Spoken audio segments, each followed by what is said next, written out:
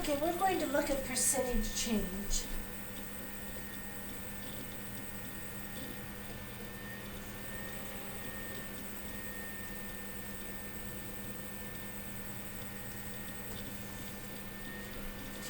Okay, when we're talking about percentage change, we've got a business and we're looking at this business and they don't make the same every month or they don't make the same every year.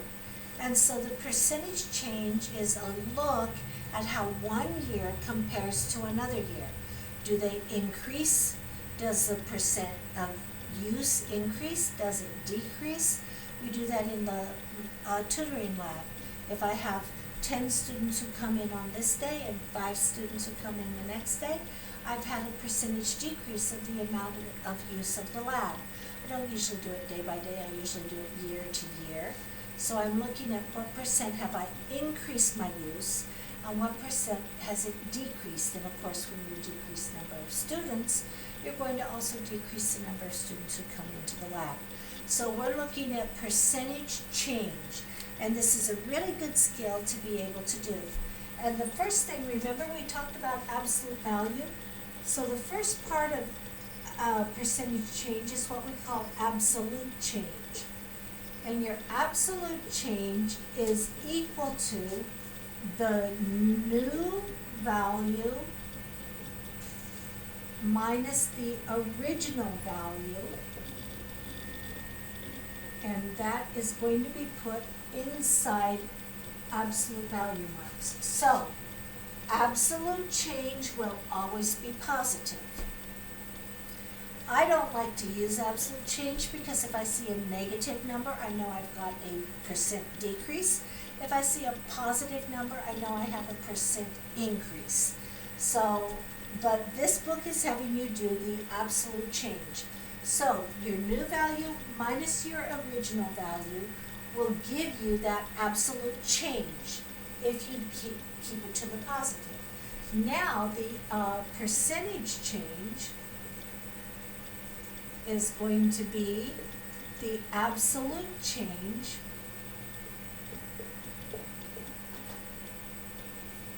over the original, whatever the original is, original value.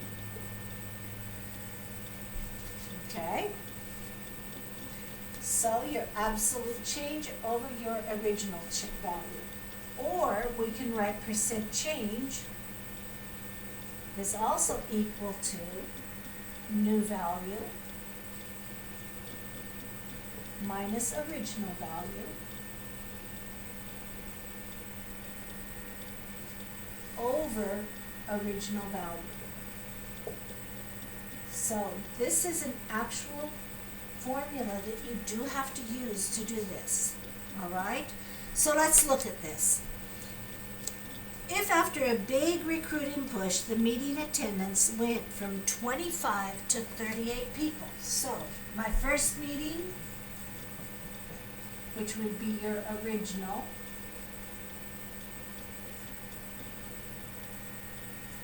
had 25 people in it. The second meeting, and this is your new, it had 38, I think it said. Yep. What is the percentage change in attendance?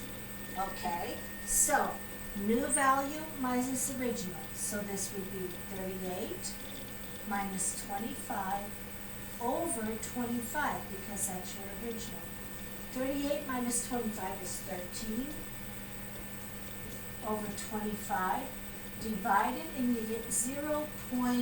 It's going to be a little better than 50%, 0.52, and because it's percentage change, you're going to change that to a percent, so it's going to be 52%. Now, if they ask for the absolute change, your absolute change is the top number of the fraction. So this is your absolute change, 52% is your percentage change. Okay, now let's look at another one. During the third meeting, only 31 people came. So third meeting had 31 people. Okay, so what is the percentage change from the second meeting to the third meeting? So we're going to go second meeting to third meeting. So the second meeting is your original, the third meeting is your new. So 31 minus 38 over, and my original number now is my 38. Do you see that? Because it's this one to this one. So now this one, instead of being new, it becomes the original, and this one is the new. So 31 minus 38 is a negative 7 over 38. But remember, that's absolute, so this would be 7 over 38. But since it was negative here, this is going to be a percent decrease. Whereas this one up here was a percent increase. Okay, because it was positive in here. So 7 divided by 38 is going to give you 18.42%.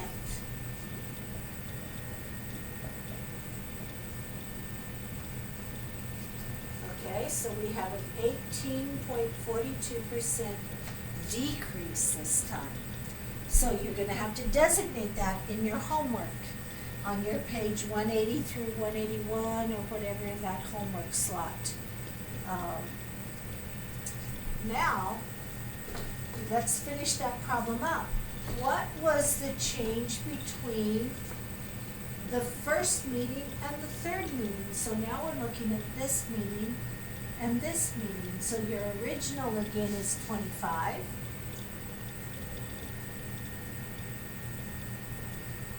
Is new minus original. And your new is 31 over 25 because that's your original. So 31 minus 25 is 6 over 25. It's positive. So we know, and that's going to be a little better than a fourth, 24%. So we end up with 24% change. So between the first meeting and the third meeting, we have 24% increase because it went up. All right, so increase means you increased in number from the original to the new. If you decrease in number from the original to the new, then it's going to be a decrease. And remember, it's new minus original divided by original is the way to do this. Okay, now we're going to look at how percentages are misused. Okay, let's erase this and we'll do that.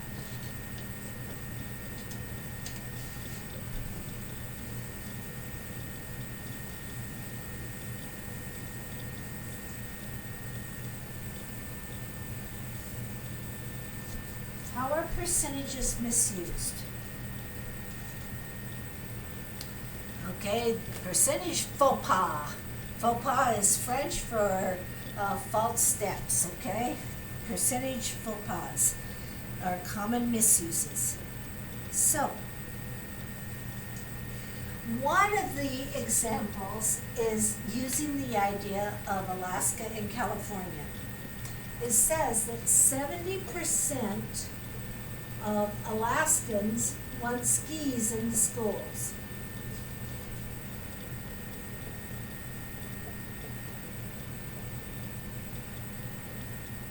Okay? On the other hand, 40% of Californians want skis in schools. All right? So, can we compare these two things? Because 70% is larger than 40%, we might be inclined to say that more Alaskans want skis in schools than Californians. But is that really true? Can I compare 70% of Alaskans to 40% of Californians.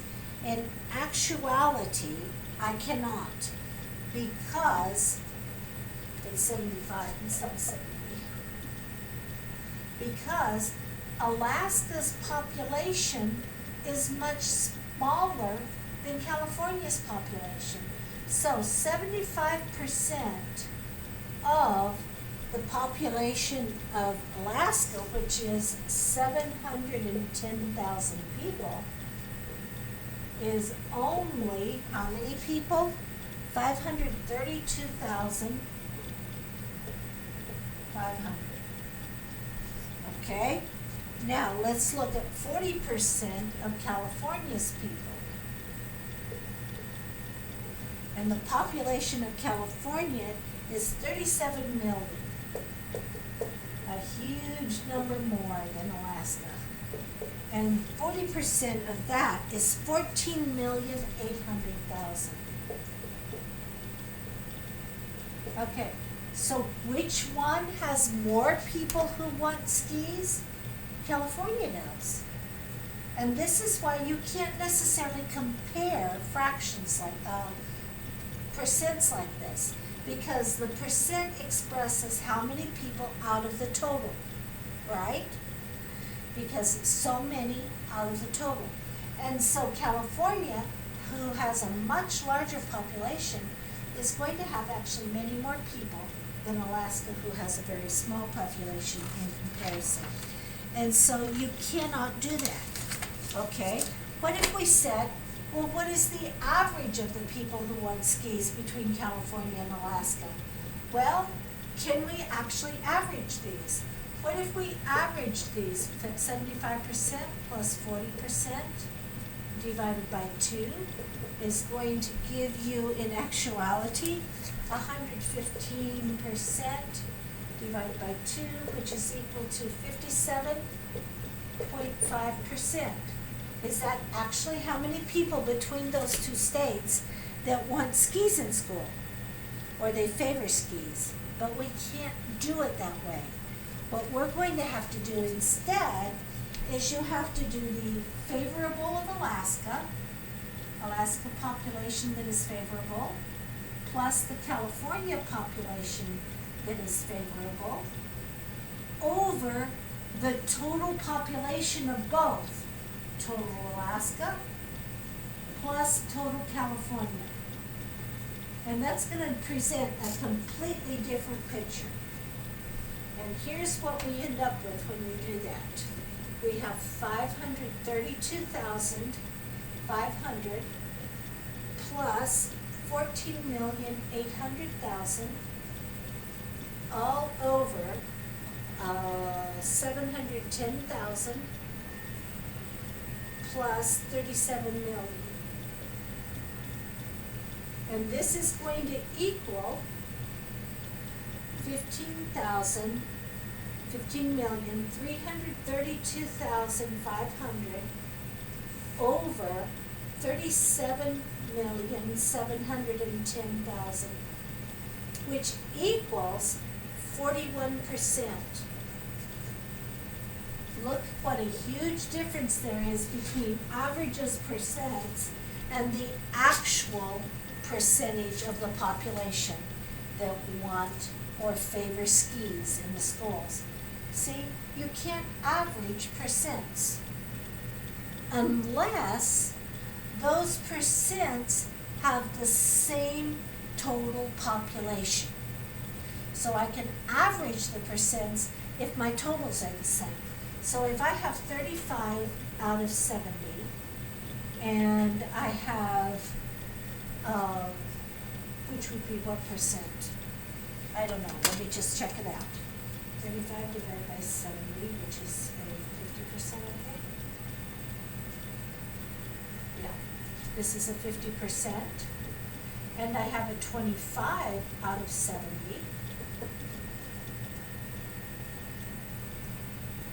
And that's a 36%, which is going to round it for ease. And how about a, I don't know, maybe 10 out of 70. And that's going to be 14%. Now, because the total number on every one of these is the same, I can average those percents.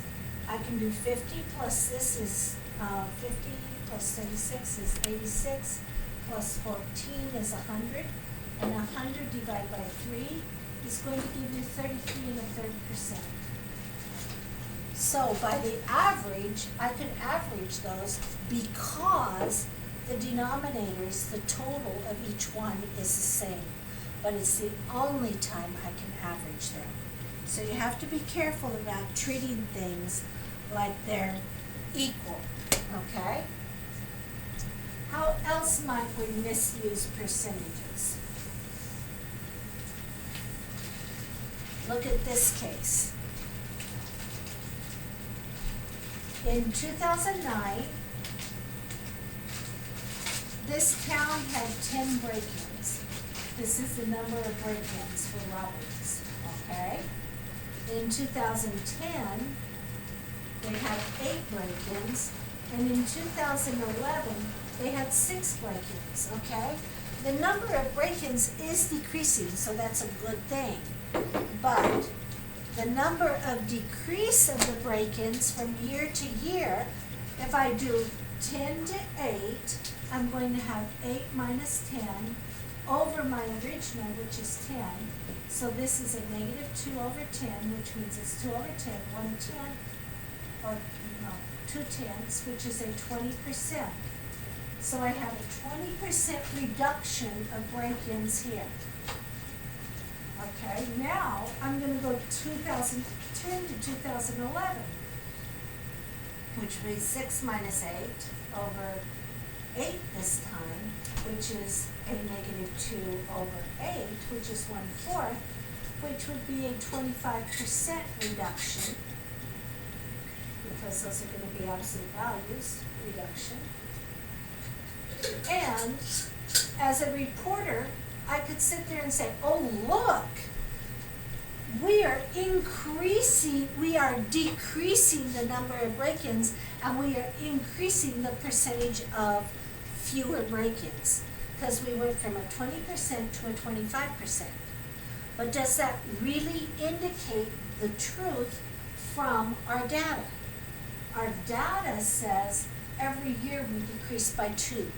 So in actuality, it is a steady decrease, not an increase in the decrease.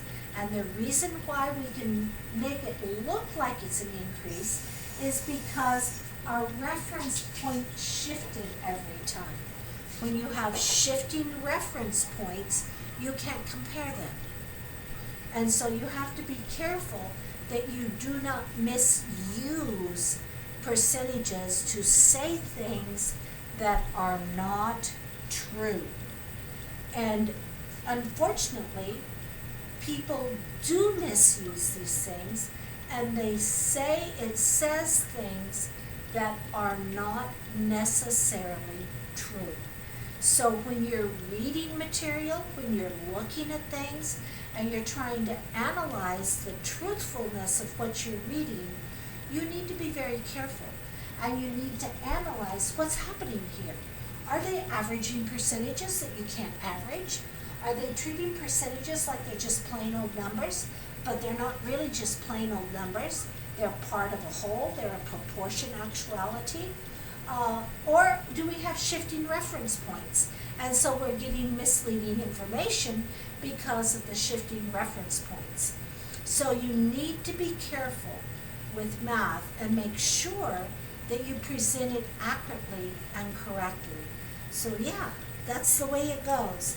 Now, that is the end of this particular unit of study. We are at the end of Unit 2, and we are now going to, after I start a new video, we'll look at review of Unit 2. Just a quick recap.